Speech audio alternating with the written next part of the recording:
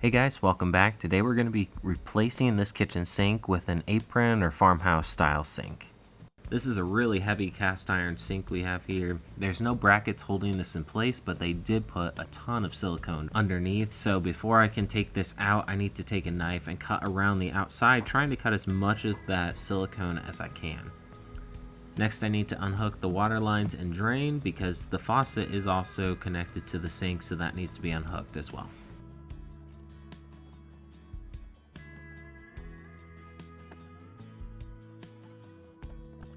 This is still a nice sink, so I'm going to try to take it out in one piece and as carefully as I can because I'm sure someone else could use it. The best way I could think of to get the sink out, because it is really stuck in here and it's really heavy, I'm just going to put a jack underneath the sink and lightly lift up on it as I keep cutting away at that silicone, and it slowly worked its way up.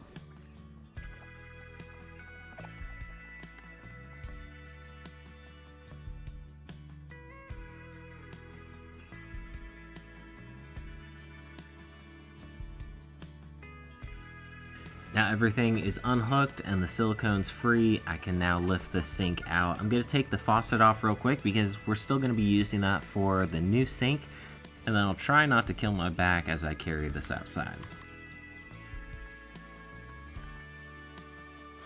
Something you need to consider before you start taking out your sink and go to put in a nice apron sink like this: the countertop may not work for an apron sink, and these cabinets were made in the 60s and they weren't made for apron sinks, so I'm actually going to have to rework this whole cabinet in the front, tear everything out. So that's also something to consider. You may have to rework your cabinet a little bit or buy a new cabinet that fits one of these sinks.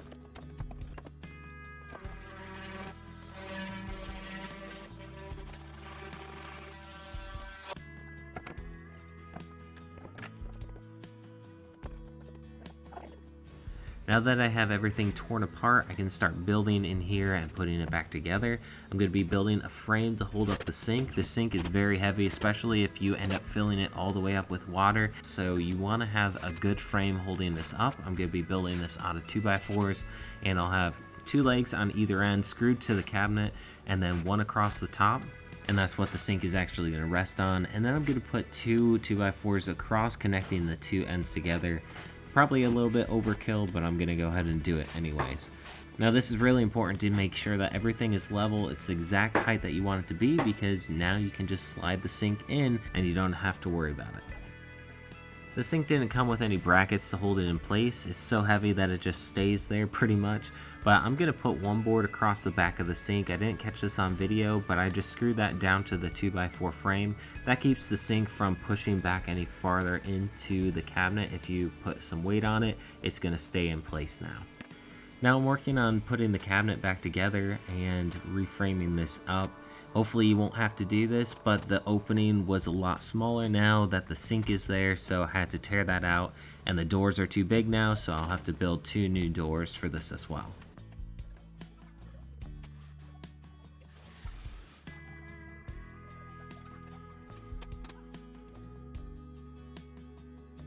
I'm going to go ahead and hook up the drain now. We got a new drain. The old one was a little bit worn out, so I'm going to put a new one in here. And then the plumbing went from 2 drains because it was a divider sink. I need to put that back down to just 1 drain. So I'm going to have to go get another kit for the plumbing, the trap and everything, because this isn't going to work for what I have now.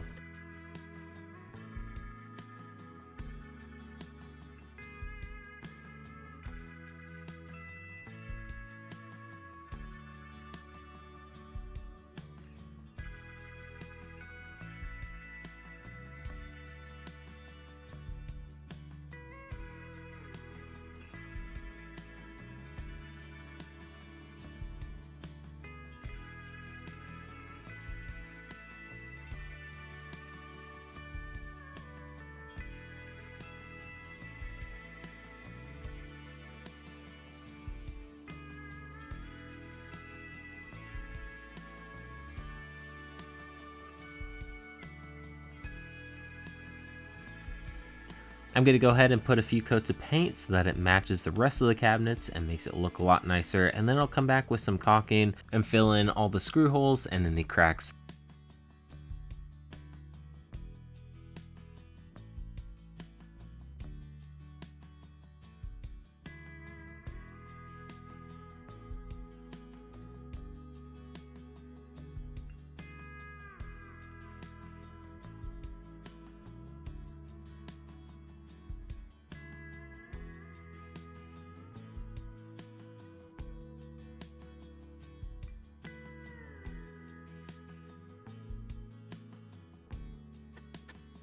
Right here I'm going to be building the doors for this. Thankfully the design for these cabinet doors are really simple, and I can easily make these using plywood and another layer of plywood over top to add that frame and make it look like the rest of the cabinets.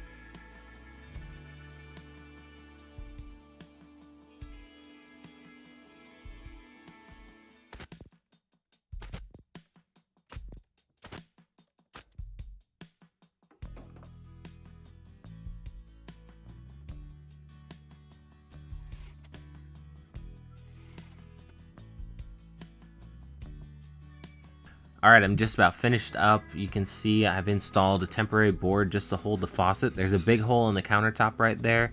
The countertops are coming out. I'll be doing a video on how to install butcher block countertops. These desperately need to be replaced. But skipping forward a little bit to next week's video, I'm going to be drilling the hole for the faucet to go down through. This is what it's going to look like with the countertops in. There's a lot more space behind the sink for these apron sinks, which is really nice. You have a little bit of a shelf there for your soaps and sponges and things for washing dishes. But I'm using a Forstner bit right here to drill through. I made sure that this is centered with the sink and the drain. Everything looks good for the faucet. And then I'm also going to be drilling a hole for a soap dispenser on the side of this. Now I'm using the same faucet and soap dispenser that we had in the old sink, and I'll install that in just a minute.